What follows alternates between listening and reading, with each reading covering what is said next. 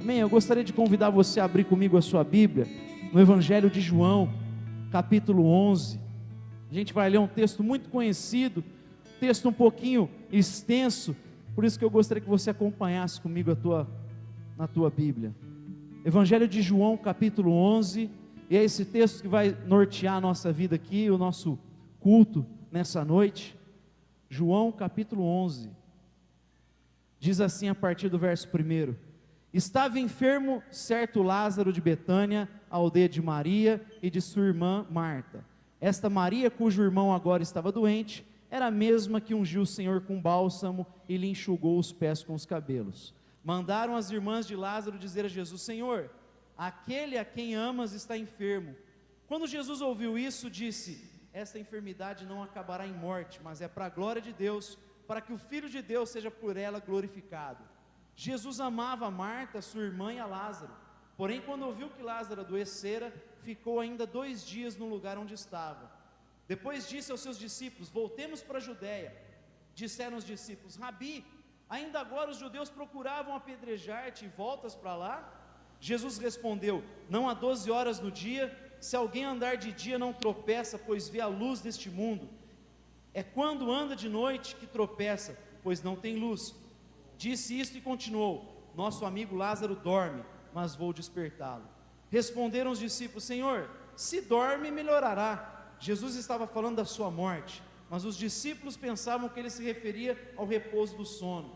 Então Jesus disse claramente: Lázaro está morto, e me alegro por vossa causa de que lá não estivesse, para que possais crer, mas vamos ter com ele. Então Tomé, chamado Dídimo, disse aos outros discípulos: vamos nós também para morrer com ele. Quando Jesus chegou, já fazia 4 dias que Lázaro havia sido enterrado. Betânia distava cerca de 15 estádios de Jerusalém, e muitos judeus tinham vindo visitar Marta e Maria para consolá-las acerca de seu irmão. Ouvindo Marta que Jesus vinha, saiu-lhe ao encontro. Maria, porém, ficou em casa. Disse Marta a Jesus: Senhor, se tu estivesses aqui, meu irmão não teria morrido. Mas ainda agora sei que tudo que pedires a Deus, Ele te concederá. Disse Jesus: teu irmão ressuscitará. Respondeu Marta: eu sei que ressurgirá na ressurreição no último dia. Disse Jesus: eu sou a ressurreição e a vida. Quem crê em mim, ainda que esteja morto, viverá. E todo aquele que vive e crê em mim nunca morrerá. Crês isto? Disse ela: sim, Senhor, creio que tu és o Cristo, Filho de Deus, que havia de vir ao mundo. Depois que ela disse isso, voltou e chamou Maria, sua irmã, em particular, dizendo: o mestre está aqui e te chama. Quando Maria ouviu isso, levantou-se depressa e foi encontrar-se com Jesus. Ora, Jesus ainda não tinha entrado na aldeia, mas estava no lugar onde Marta o encontrara. Quando os judeus que estavam com Maria em casa e a consolavam perceberam quão rapidamente ela se levantara e saíra, seguiram-na, supondo que ia ao túmulo para chorar ali. Quando Maria chegou ao lugar onde Jesus estava e o viu, caiu-lhe aos pés, dizendo: Senhor, se tu estivesses aqui, meu irmão não teria morrido. Jesus, vendo-a chorar e também chorando os judeus que com ele vinham, comoveu-se profundamente em espírito e perturbou-se. Perguntou ele: onde o puseste? Responderam: Senhor, vem e vê. Jesus chorou. Então disseram os judeus: vede como o amava. Mas alguns disseram: não podia ele, que abriu os olhos do cego, fazer também que este não morresse? Jesus, comovendo-se profundamente, outra vez dirigiu-se ao sepulcro. Era uma gruta com uma pedra posta sobre ela. Disse Jesus: tirai a pedra. Disse Marta, irmã do morto: Senhor, já cheira mal, pois é o 4º dia. Então Jesus lhe disse: não te disse que se creres verás a glória de Deus? Tiraram então a pedra, e Jesus, levantando os olhos para o céu, disse: Pai, graças te dou porque me ouviste. Eu sei que sempre me ouves, mas eu disse isso por causa da multidão que me rodeia, para que creiam que tu me enviaste. Tendo dito isso, Jesus clamou em alta voz: Lázaro, vem para fora. O morto saiu, tendo as mãos, os pés enfaixados e o rosto envolto no lenço. Disse Jesus: desatai-o, deixai-o ir. Amém? Até aqui.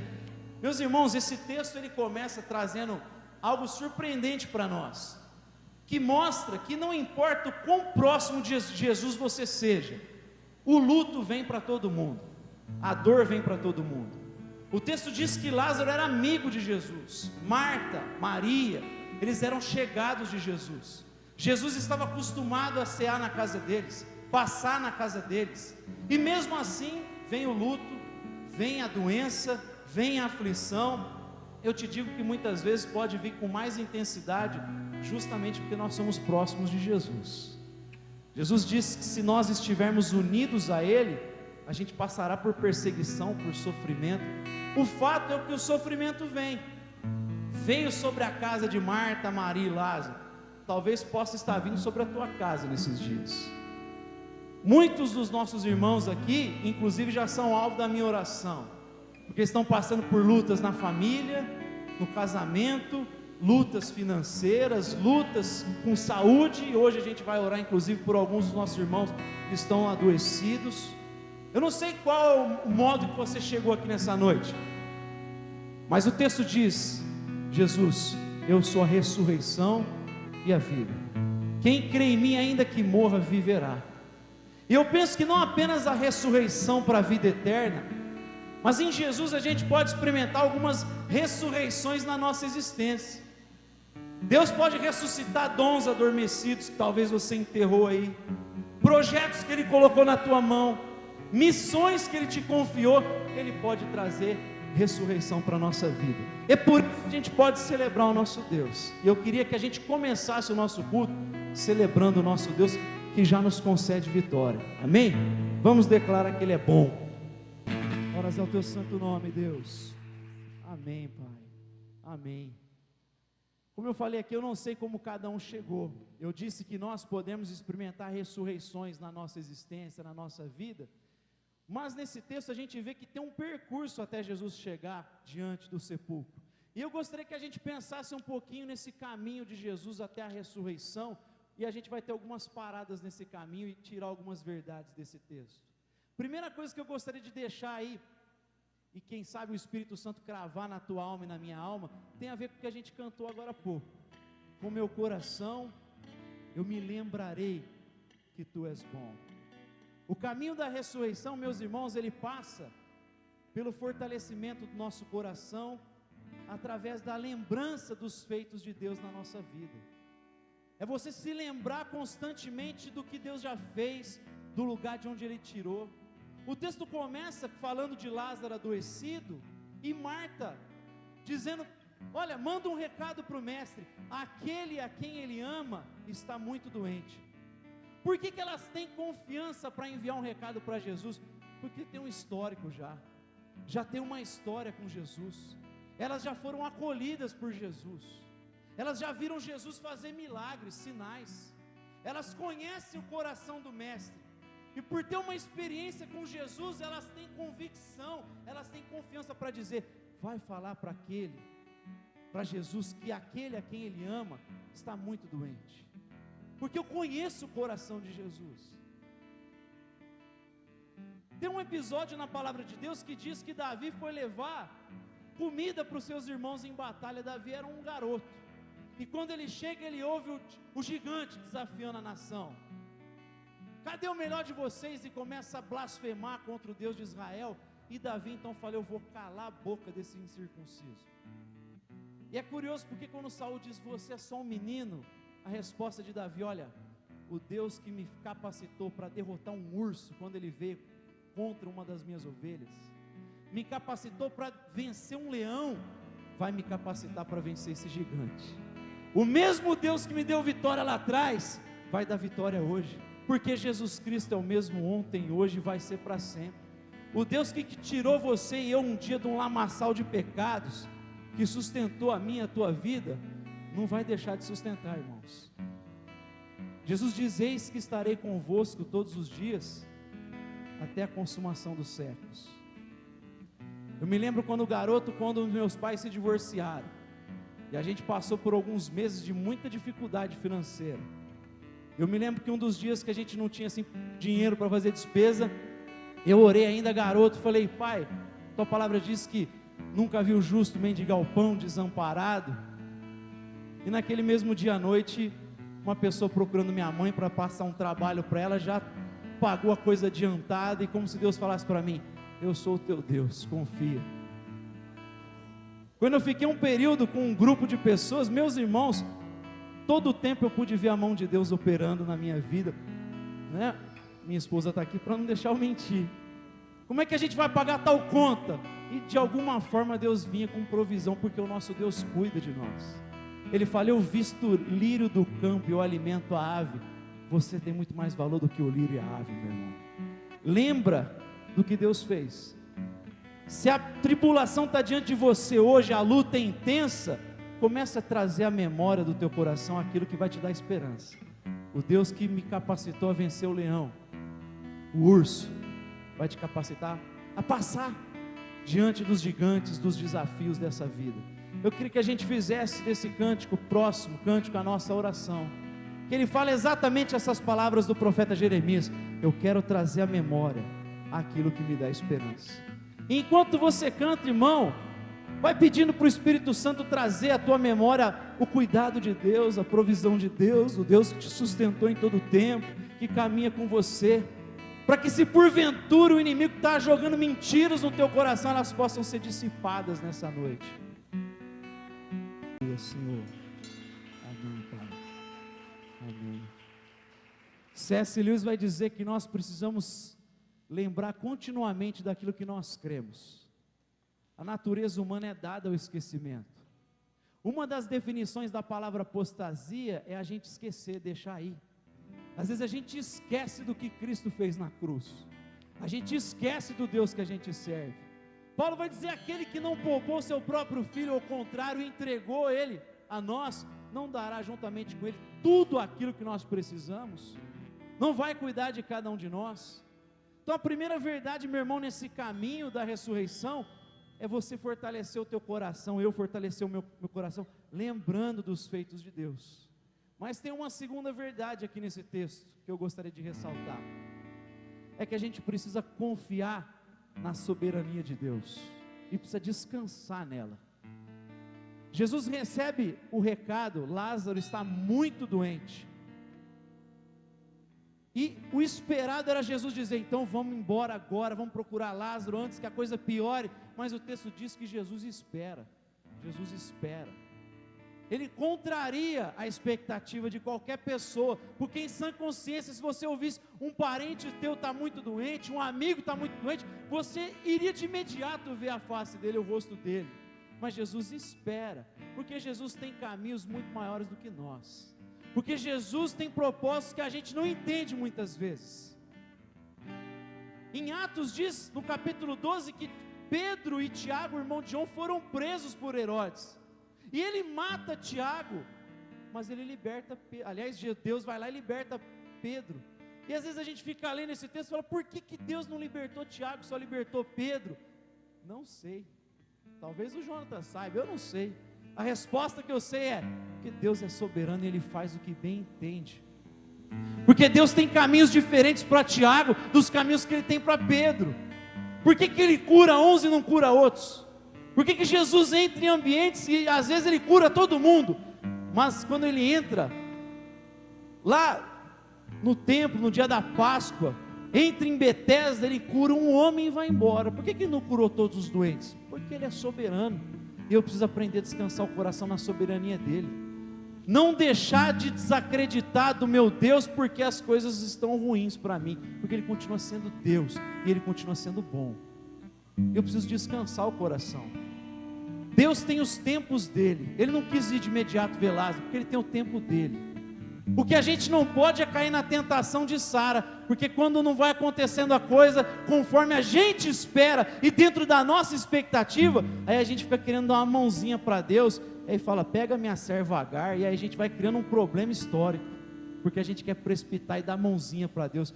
Meu irmão, se a resposta de Deus para você nesses dias tem sido espera, então confie, espera. Esse mesmo texto de Evangelho de João, no capítulo 6, diz que Jesus estava no alto do monte orando, e os discípulos estavam de madrugada no barco, e a tempestade os assolava. Mas João usa uma expressão que eu gosto muito, que ele diz: alta madrugada, os discípulos estavam no mar, e Jesus ainda não tinha ido até eles. Às vezes Jesus só ainda não veio, mas Ele virá, amém? Então descansa o teu coração na palavra dele. Aleluia, Senhor. Nós cremos, Pai. Nós cremos, Deus, e descansamos o nosso coração na tua soberana vontade, Deus. Leve embora todo tipo de ansiedade que porventura esteja escravizando qualquer um de nós. Nos faça olhar, Deus, para o teu cuidado, para o Deus que, como dissemos aqui, alimenta as aves, veste o lírio e cuida dos teus filhos, dos teus discípulos. Diz que nós não devemos nos preocupar com o que comer, beber e vestir, mas buscar o reino de Deus em primeiro lugar, e essas coisas serão acrescentadas nas nossas vidas. Nos faça descansar, Deus, tu és soberano. Ainda, Deus, que a enfermidade bata na nossa porta, ainda que a crise chegue, Deus, tu continua sendo o mesmo Deus soberano, que tem o controle da história. Tua palavra diz que a nossa história está firme na sua mão direita, e nós queremos confiar dia após dia. Deixa eu fazer mais uma paradinha aqui na nossa trajeto, na nossa caminhada para a ressurreição. Terceira verdade que esse texto fala para nós, é a gente lembrar que o nosso Deus, para Ele, não existe empecilho algum. Não há empecilhos para o nosso Deus. É por isso que a gente é desafiado a orar. Jesus diz assim: eu vou lá ver Lázaro, ele dorme, vou acordar, e os discípulos, ele está só dormindo, e aí Jesus diz, não, ele morreu. Ou seja, como é que a gente age diante de uma situação de morte? Só Deus pode reverter isso, só Deus pode vir com intervenção. Os discípulos ainda estavam limitados, porque o coração daquele povo era duro. Senhor, nós vamos lá morrer, porque esse povo queria te matar há algum tempo atrás. E talvez a gente ore por algumas coisas, por algumas pessoas que a gente fala, meu coração é duro, mas Deus fala, pode orar, porque não há coração tão duro que a graça não possa quebrar. Não existe coração tão duro que a graça e o amor de Deus não possa romper. Não existe barreira que Ele não possa quebrar. Não existe situação que seja irreversível para o nosso Deus. De doença, de enfermidade, na alma, no corpo, espiritual, Deus pode libertar. O nosso Deus pode fazer, por isso que a gente tem que orar, irmãos.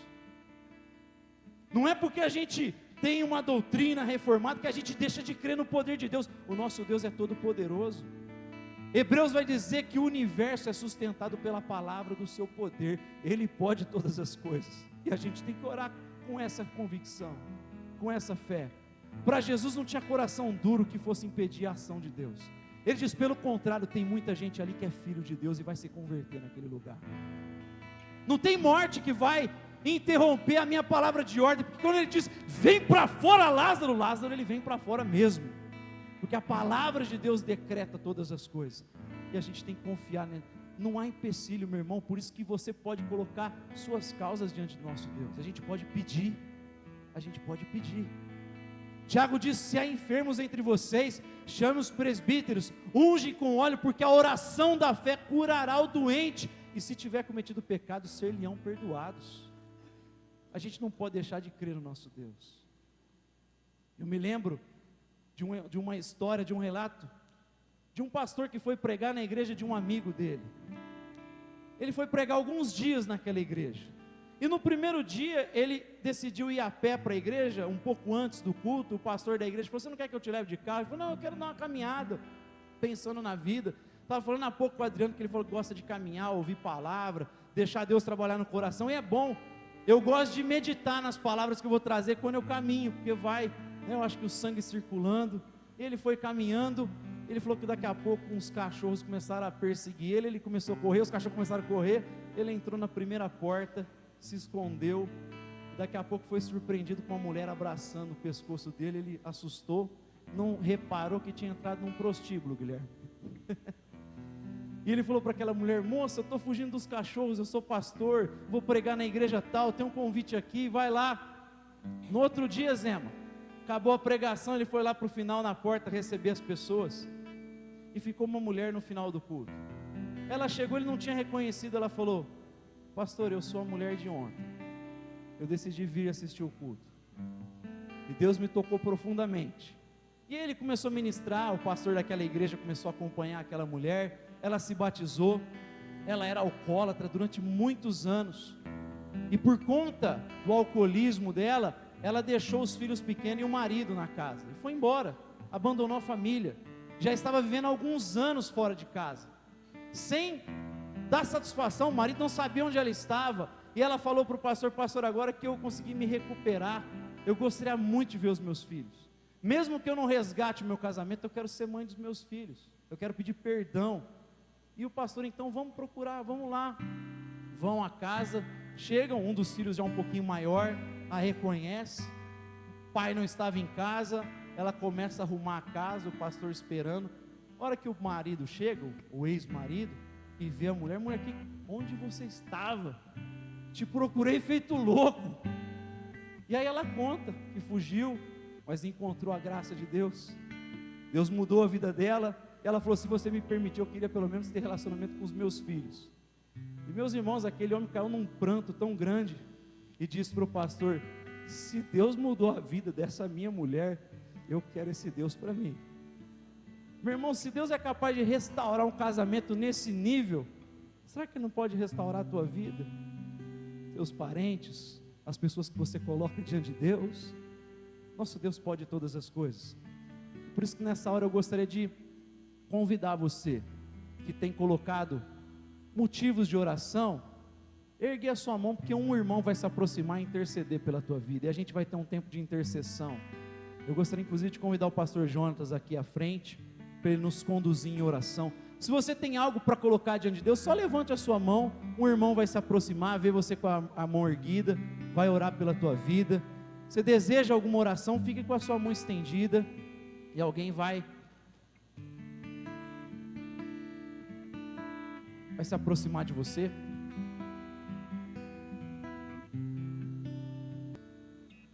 A palavra de Deus diz que a tribulação produz perseverança, e a perseverança tem que ter ação completa, a fim de que nós nos tornemos perfeitos e íntegros, sem nos faltar nada. Para os filhos de Deus, quando a luta vem, é para nos melhorar. Às vezes a gente nem recebe virtude, mas a gente recebe a força para um dia adquiri-las. Mas Deus está trabalhando na nossa vida para que a gente se pareça com Jesus de Nazaré. Mas mesmo que Ele ainda faça, haja soberana vontade, a gente tem que crer e continuar orando, porque Deus pode mudar corações. Eu preguei aqui certa ocasião falando do rei Manassés. Talvez tenha sido o homem mais perverso do Antigo Testamento. Um cara que o pai dele temia Deus, ele se tornou um rei completamente pagão.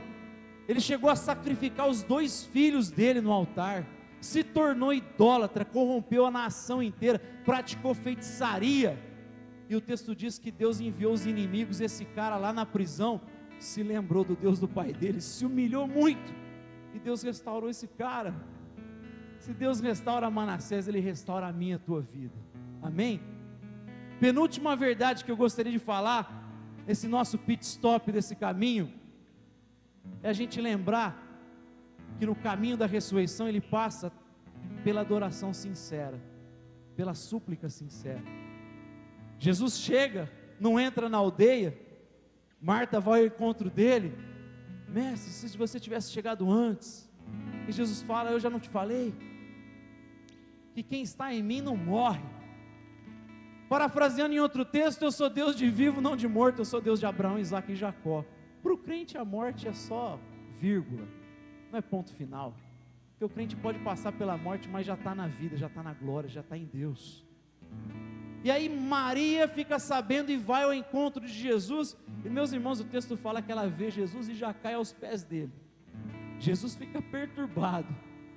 Ela cai numa situação de reverência, de adoração. Jesus fica perturbado, talvez indignado até, por elas não entenderem o que ele iria fazer. Mas mesmo assim dá para a gente resgatar aqui um princípio de que até na hora da dor a gente pode entregar uma adoração profunda a Deus, pelo menos a súplica. Um dos gêneros literários da Escritura tem a ver com lamentação.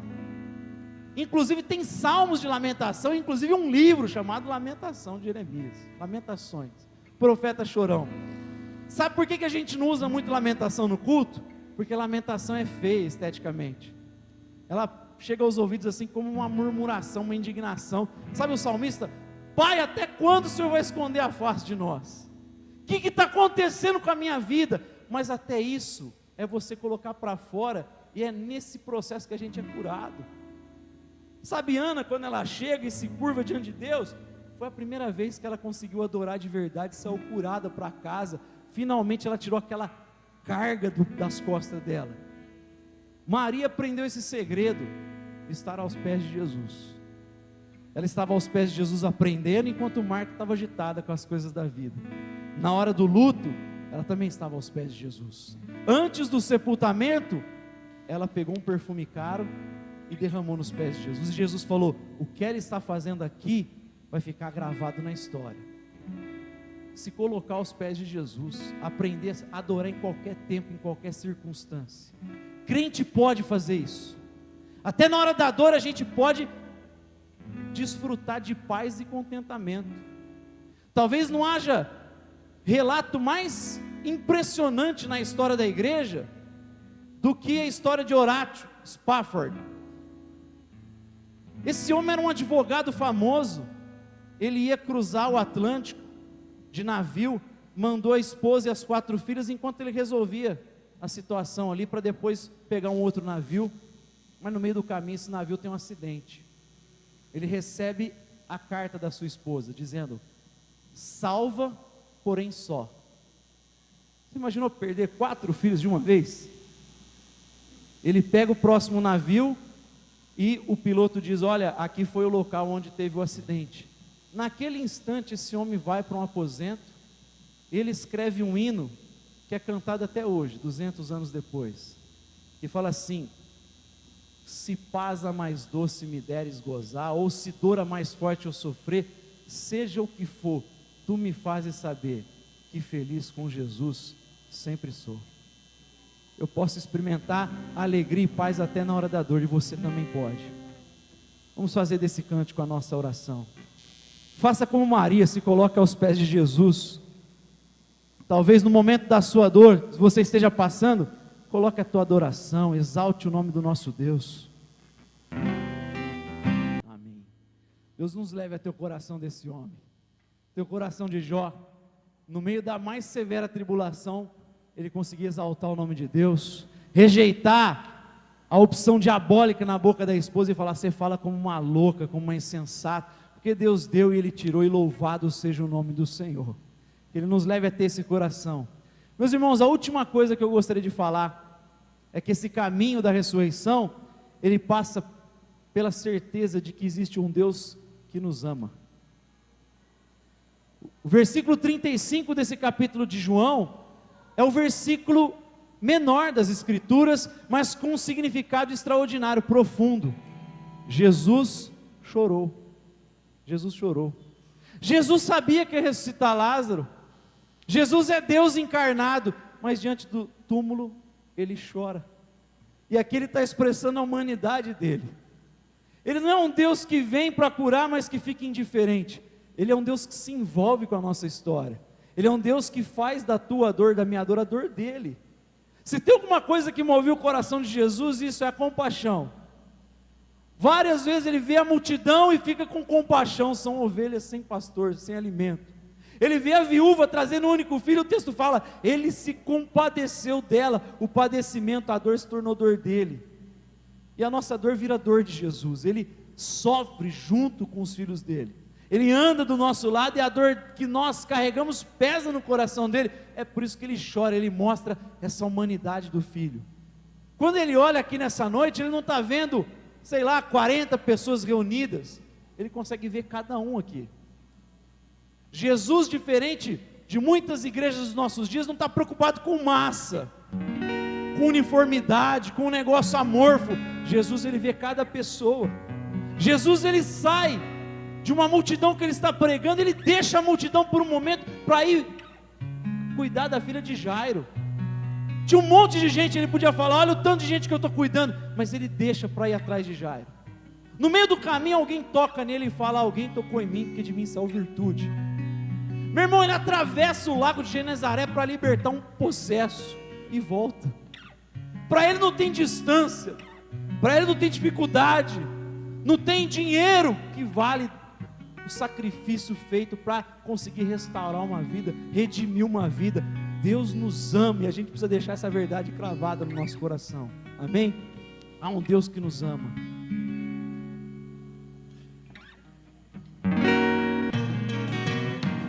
Traz luz para as sombras, escala montanhas para me encontrar.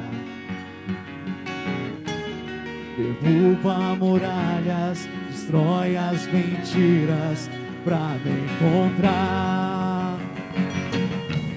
Traz luz para as sombras, escala montanhas para me encontrar. Derruba muralhas, destrói as mentiras para me encontrar. Traz luz para as sombras, escala montanhas para me encontrar. Derruba muralhas, destrói as mentiras para me encontrar. Oh, impressionante, infinito e ousado amor de Deus. Não descansa com as 99, se uma se perdeu. Não posso comprá-lo, nem merecê-lo, mesmo assim se entregou. Oh, impressionante, infinito e ousado amor de Deus.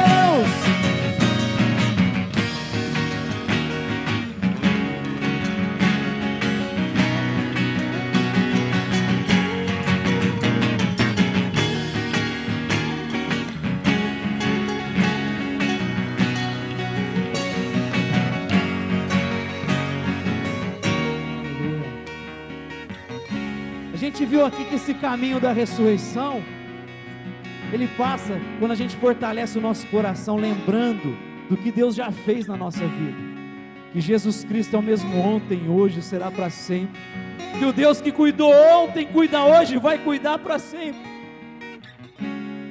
que passa por a gente confiar e descansar na soberania de nosso Deus, passa pela certeza de que não há empecilhos para o nosso Deus, passa pela adoração sincera, a gente adora em todo o tempo, e passa pela certeza que há um Deus que nos ama. E aí Jesus chega diante do túmulo e diz: tira a pedra, tira a pedra.